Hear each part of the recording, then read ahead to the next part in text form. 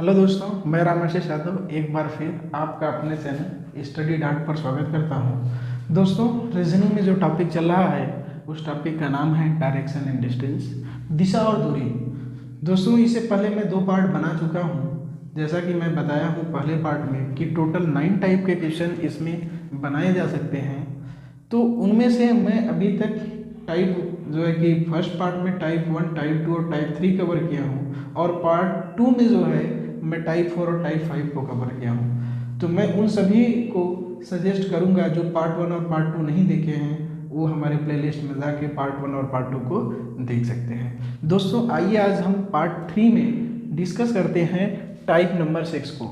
Type number 6 में किस तरीके के प्रश्न होंगे। टाइप नंबर 6 में जो प्रश्न का टाइप होगा वो इस तरीके का होगा। जैसे दिया गया है कि श्याम सुबह योगा करते समय अपना सिर नीचे की ओर और पैर ऊपर की ओर रखता है। यदि उसका मुख उत्तर की ओर है तब उसका बायां हाथ किस दिशा में होगा। इस बात को आप समझिए कि जैसे मैं आपसे बताया था कि राइट का मतलब होता है 90 डिग्री क्लॉकवाइज, लेफ्ट का मतलब होता है 90 डिग्री एंटी क्लॉकवाइज। दोस्तों, ये तब के लिए सही है, ये तब के लिए सही है जब मनुष्य का जो है, व्यक्ति का जो सर है वो ऊपर की तरफ हो। ये 90 राइट का मतलब 90 डिग्री क्लॉकवाइज और लेफ्ट का मतलब 90 डिग्री एंटी क्लॉकवाइज। ये तब के लिए एप्लीकेबल है, तब के लिए सही है जब मनुष्य का जो सर है वो क्या हो, ऊपर की तरफ हो।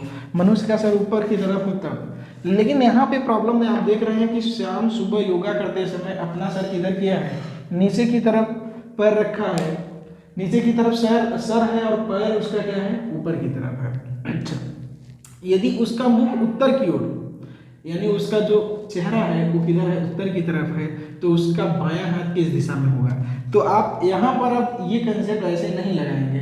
तो हम क्या करेंगे, थोड़ा सा समझिए इस बात को कि जैसे मान लीजिए ये श्याम है, तो श्याम का ये सर है, श्याम का ये सर है यानी ये मुख है, तो ये श्याम का मुख है। तो अभी आप मानिए कि हमारे जो ये सामने डायरेक्शन है ये नॉर्थ का डायरेक्शन है, पीछे जो डायरेक्शन है वो साउथ का डायरेक्शन, हमारे राइट में ईस्ट का डायरेक्शन है और हमारे लेफ्ट में वेस्ट का डायरेक्शन है, ऐसा आप मानिए। तो आप देखेंगे कि अगर ये श्याम है, श्याम का सर अगर अभी नॉर्थ की दिशा में है, अगर श्याम का सर अभी नॉर्थ की दिशा में तब है जब इसका पैर क्या है, ऊपर की तरफ है और सर क्या है, नीचे की तरफ है। अगर मैं इसको सीधा करूं तो कैसे सीधा करूंगा, आप देख पा रहे होंगे कि मैं सीधा करूंगा तो ऐसे, जैसे ही ऐसे मैं सीधा करूंगा तो सर का जो डायरेक्शन होगा, उसके जो मुख की दिशा होगी वो क्या हो जाएगी, बदल जाएगी। अब सर ऊपर हो गया, पैर नीचे हो गया, लेकिन मुख किधर चला आया, पहले नॉर्थ की तरफ था, अब किधर आ गया, साउथ की तरफ। एक बार फिर से आप देखिए कि अभी आप देख रहे हैं ये मुख है, श्याम का ये मुख है, नॉर्थ की दिशा में है।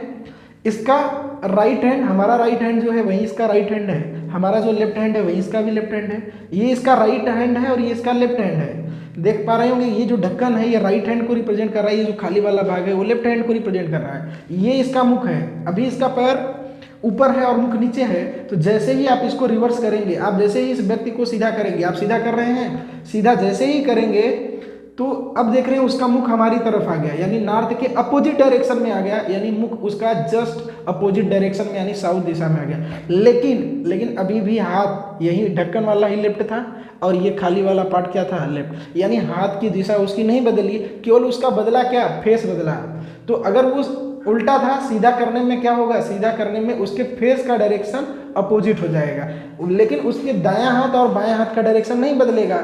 और अगर उसको मैं सीधा कर पाऊंगा तब ये कंसेप्ट मैं लगा पाऊंगा, क्योंकि ये सीधा व्यक्ति के लिए ही कंसेप्ट लगता है। अगर व्यक्ति को उल्टा कर दिया जाए तो ये कंसेप्ट नहीं लगता है। तो यहाँ पे हमें क्या करना होगा, व्यक्ति को सीधा करना होगा, और जब व्यक्ति को आप सीधा करेंगे तो उसका सर क्या हो जाएगा, जस्ट अपोजिट डायरेक्शन में हो जाएगा, जस्ट अपोजिट डायरेक्शन में। आप देख रहे होंगे ये सर है, सर की दिशा अभी आपकी तरफ है, अब मैंने इसको क्या किया, सीधा किया, सर की दिशा क्या हो गया, इधर हो गया, लेकिन इसका दायां हाथ और बायां हाथ नहीं चेंज हुआ।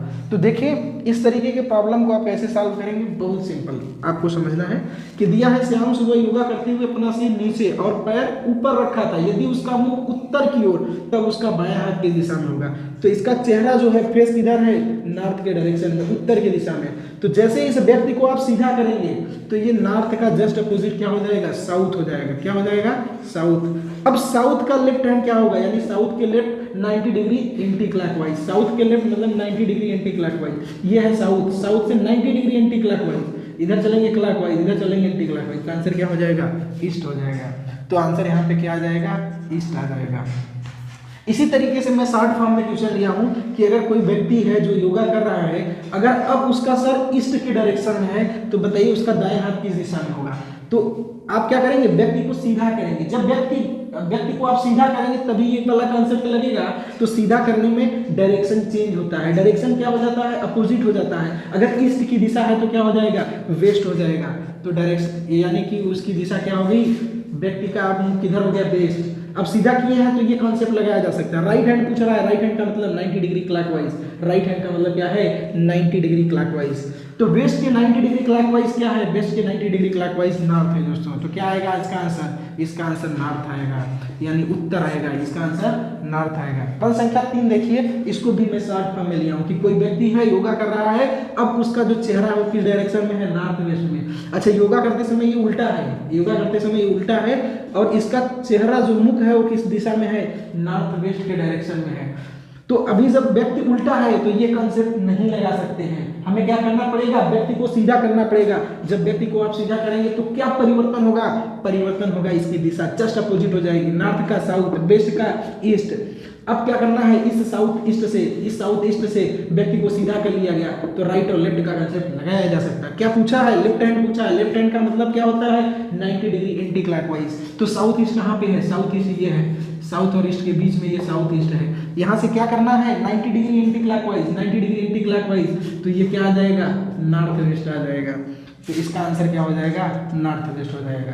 तो टाइप 6 में इसी तरीके के प्रॉब्लम पूछे जाते हैं। उसमें आपको सिंपली क्या करना है? व्यक्ति अगर उल्टा है तो उसको सीधा करेंगे। सीधा करने में एक ही चीज होगा कि उसकी जो मुख की दिशा है वो बदल जाएगी, जस्ट अपोजिट हो जाएगा। बाकी उसके दाएं हाथ और बाएं हाथ नहीं बदलते हैं। जैसे ही सीधा किया आपने, डायरेक्शन को चेंज कर लिया, उसके बाद व्यक्ति सीधा हो जाएगा। तो ये कंसेप्ट अप्लीकेबल है, आप लगा देंगे।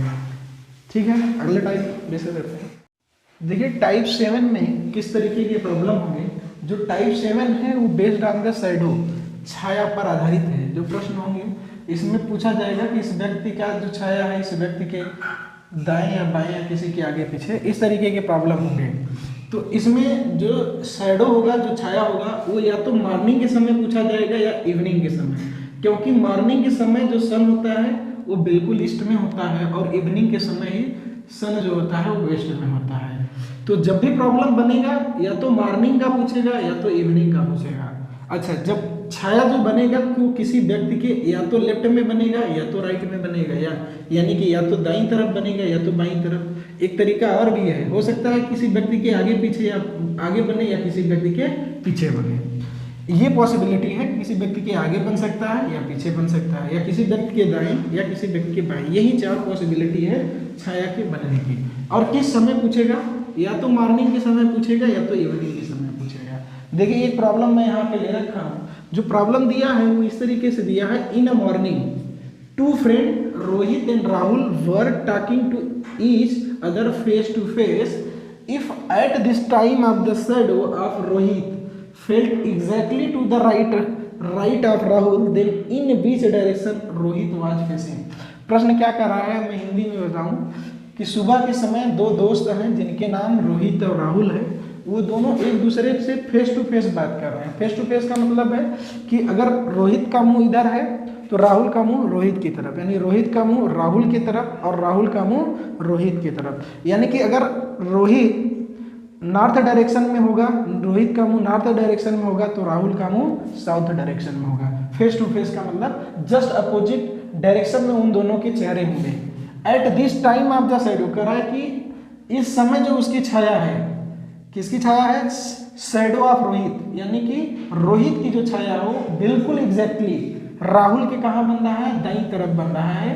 तो पूछ रहा है कि रोहित वाज फेसिंग। तो बताइए कि रोहित किस डायरेक्शन में फेस कर रहा है।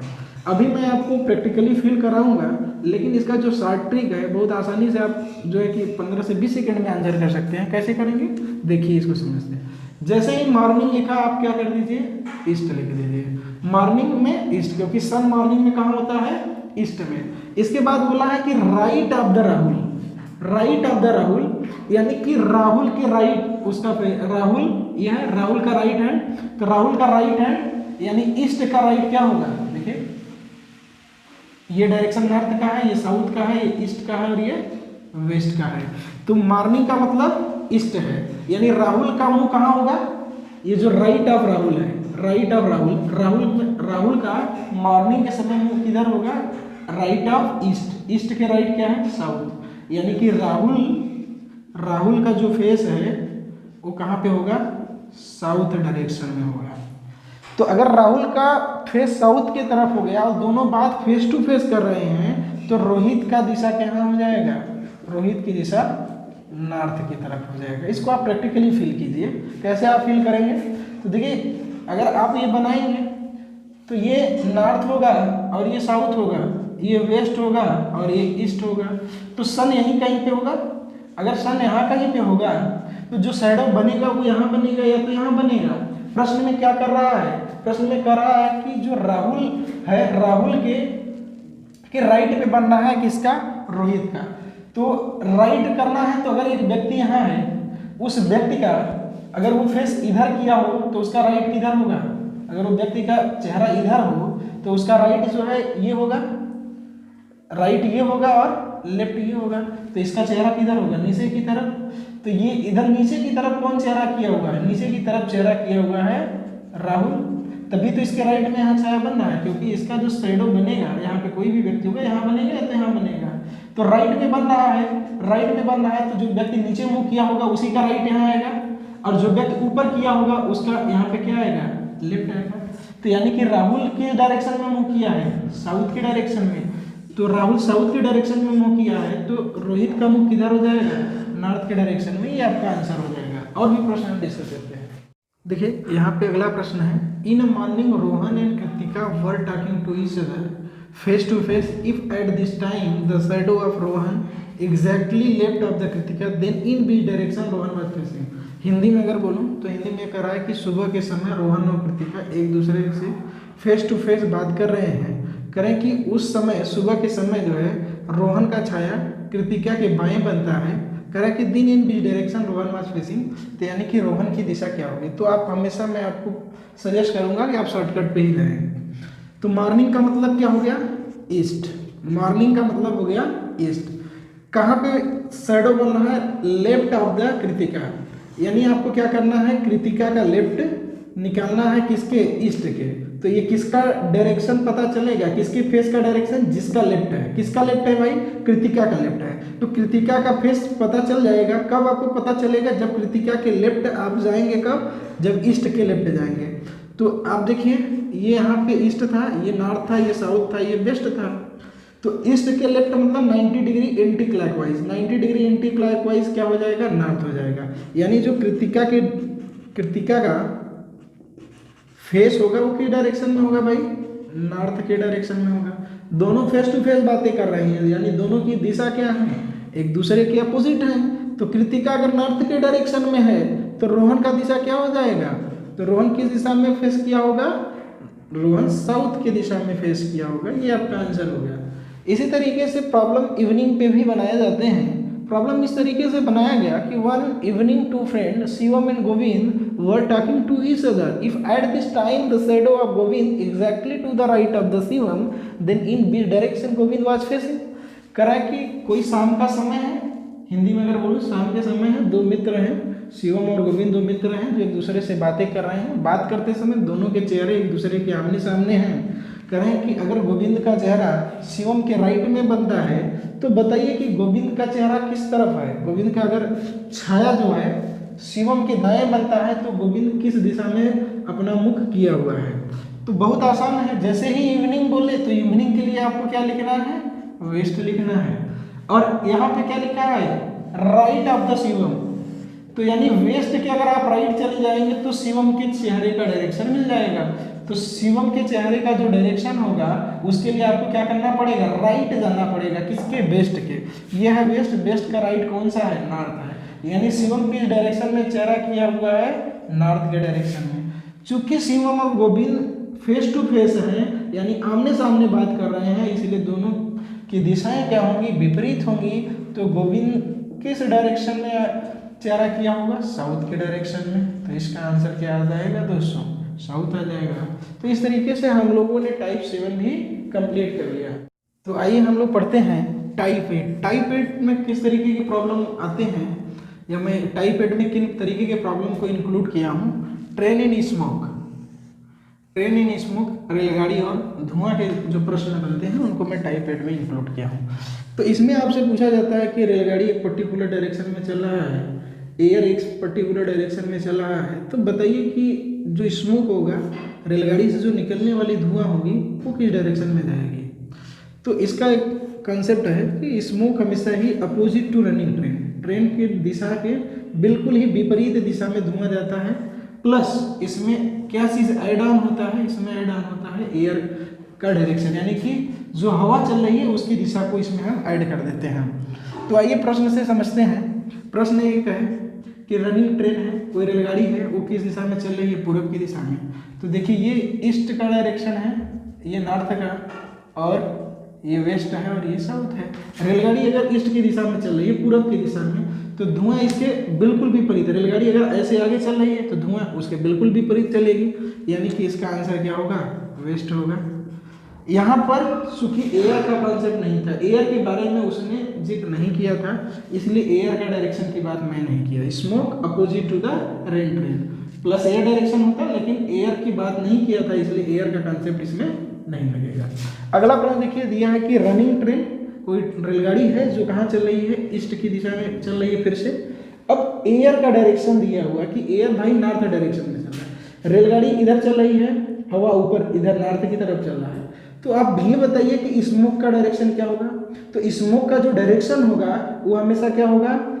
रेलगाड़ी जो रनिंग ट्रेन है उसके अपोजिट डायरेक्शन। ईस्ट का अपोजिट क्या है? वेस्ट है। Plus opposite to running train, तो ईस्ट के अपोजिट क्या हो गया? वेस्ट हो गया। और एयर डायरेक्शन क्या हो गया? नॉर्थ हो गया। यानी कि ये डायरेक्शन क्या आ गया? नॉर्थ वेस्ट डायरेक्शन, यानी कि धुआं किस दिशा में चल रहा होगा? नॉर्थ वेस्ट डायरेक्शन में चल रहा होगा, यानी कि इसमें उत्तर पश्चिम दिशा में। रेलगाड़ी इधर चलता, धुआं इधर जाता, तब जब हवा नहीं चलता, हवा ऊपर की तरफ चल रहा है तो क्या करेगा? धुएं को ऊपर की तरफ ले जाएगा, तो यानी कि धुआं अब इस तरीके से जा रहा होगा। तो यानी कि क्या आ गया यहाँ पे आंसर? नॉर्थ वेस्ट आ गया, यानी उत्तर पश्चिम की दिशा आ गया। प्रश्न संख्या 3 को देखिए, कह रहा है कि रनिंग ट्रेन है, रेलगाड़ी चल रही है। अब रेलगाड़ी किस दिशा में चल रही है? नॉर्थ डायरेक्शन में, इधर चल रही है। तो एयर का भी डायरेक्शन दिया हुआ है, कहाँ पे चल रहा है हवा? साउथ डायरेक्शन में। स्मोक का फार्मूला होता है कि opposite to running direction plus air. तो opposite to running direction, train किस दिशा में चल रही भाई? नॉर्थ में। नॉर्थ का अपोजिट क्या होता है? साउथ। प्लस क्या है? एयर डायरेक्शन, एयर का डायरेक्शन क्या है? साउथ। यानी कि रेलगाड़ी इधर चल रही तो धुआं किधर चलेगा? इधर चलेगा, उसकी स्पीड की वजह से, और हवा भी इधर ही चल रहा है, तो आंसर क्या हो जाएगा? साउथ आ जाएगा, यानी कि दक्षिण की दिशा में यहाँ धुआं चलेगा। ये देखिए इंटरेस्टिंग प्रॉब्लम है ये, कि रनिंग ट्रेन दिया है, यानी रेलगाड़ी आपकी कहाँ चल रही है? नॉर्थ डायरेक्शन में चल रहा है। रेलगाड़ी ऊपर की तरफ चल रही है, तो केवल अगर रेलगाड़ी चले, हवा की बात नहीं होता, तो धुआं कहाँ जाता है? साउथ के डायरेक्शन में। लेकिन एयर की भी बात किया है, अब एयर इधर चल रहा है नॉर्थ के डायरेक्शन में, जिधर रेलगाड़ी उधर हवा भी चल रहा है। तो स्मोक का फार्मूला हो जाता है कि opposite to running train, north का अपोजिट क्या हो गया? साउथ हो गया।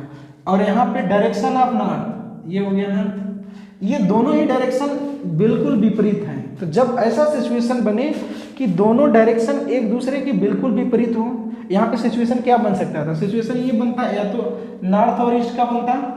तो देखिए एक सिचुएशन तो ये होता है कि भाई रनिंग ट्रेन का जो स्मोक है नॉर्थ है, एयर का डायरेक्शन क्या है? ये नॉर्थ ईस्ट, एक आंसर हो जाता है। इसमें दिक्कत नहीं होता है, क्योंकि ये दोनों अपोजिट डायरेक्शन नहीं है।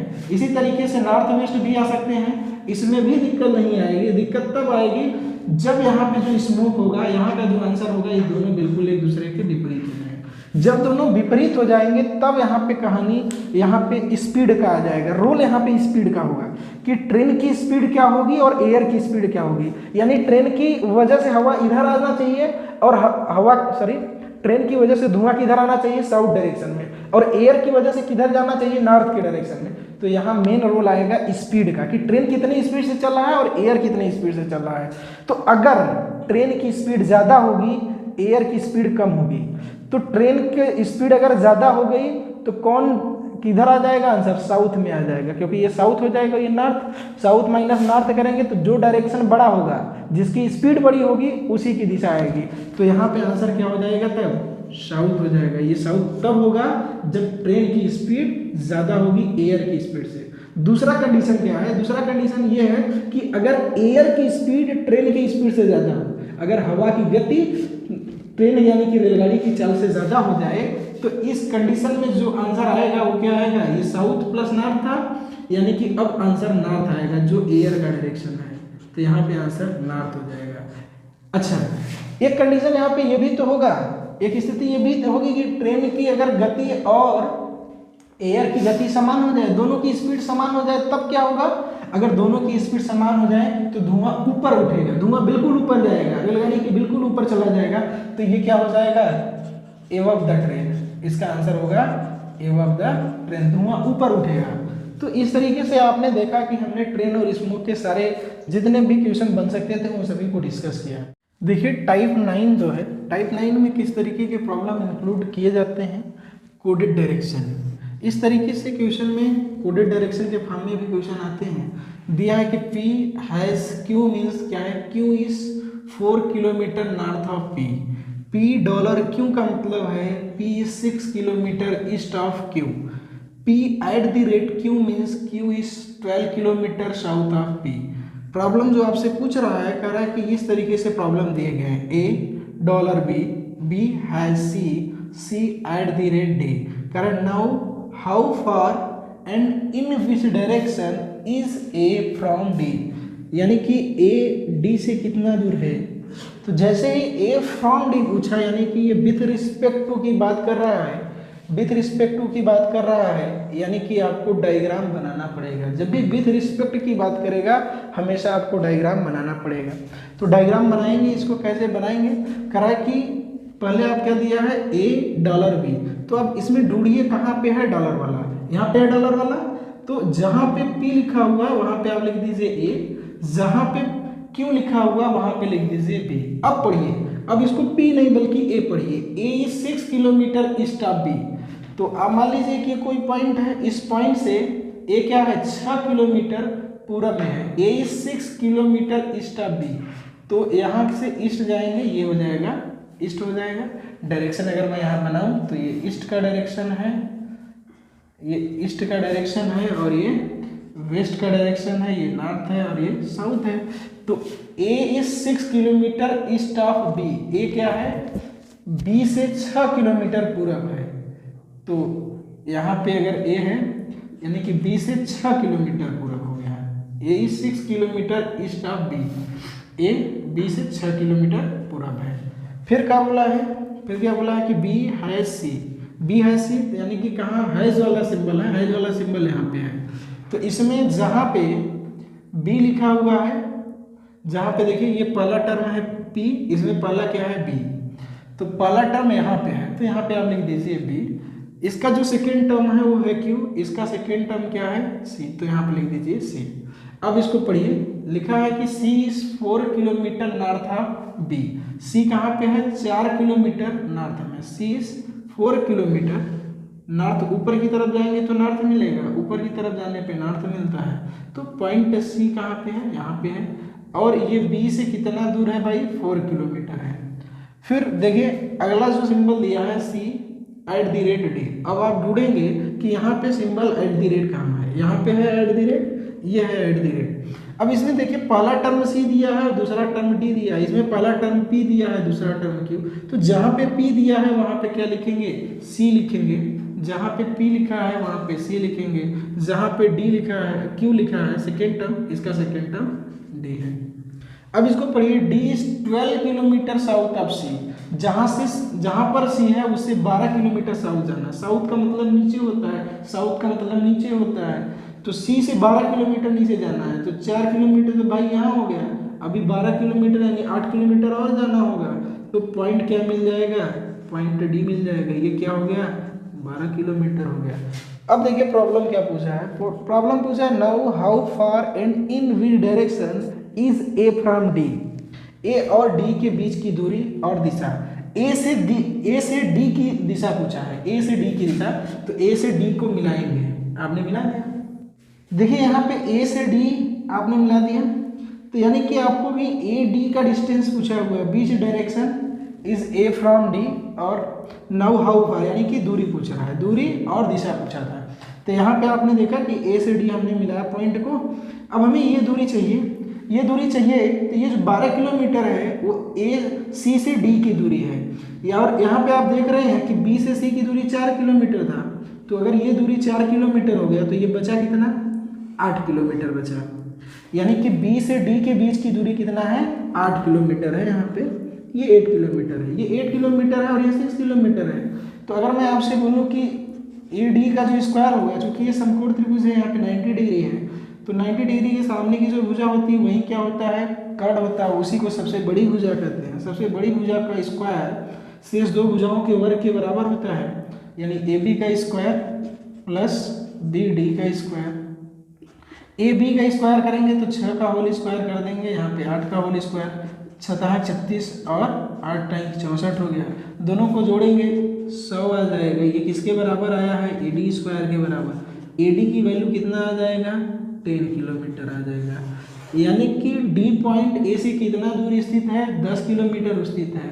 और डायरेक्शन की अगर बात किया जाए तो कह रहा है कि ए फ्रॉम डी, डायरेक्शन क्या पूछ रहा है, ए फ्रॉम डी, यानी डी से ए की दिशा क्या है। तो इधर से जब आप इधर चलते हैं, जब भी बोले कि ए फ्रॉम डी, यानी कि पॉइंट ए कहाँ पे है, किस दिशा में है, डी से, तो ए यहाँ पे है, डी यहाँ पे, तो डी से ए की तरफ कैसे चल रहे हैं, ये डायरेक्शन किसका है, नॉर्थ ईस्ट का, ये डायरेक्शन किसका है, नॉर्थ ईस्ट का। तो आंसर क्या आ जाएगा, नॉर्थ ईस्ट आ जाएगा। यहाँ पे आंसर आप लिखेंगे कि 10 किलोमीटर नॉर्थ ईस्ट, यानी उत्तर पूर्व। इस तरीके से आप लोगों ने देखा कि हमने 9 तरीके के टाइप को हमने 3 पार्ट में कवर किया, और डायरेक्शन के जो क्वेश्चन हो, कोई भी एग्ज़ाम हो, इसके बाहर नहीं पूछा जाता है। हमने सारे एग्ज़ाम को ऑब्जर्व किया है, इसके बाद सारे टाइप बनाए हैं और उन टाइप में हमने सारे क्वेश्चन को इंक्लूड किया। तो बहुत बहुत धन्यवाद, आप हमारे चैनल पे आएँ, आपने हमें सपोर्ट किया, धन्यवाद।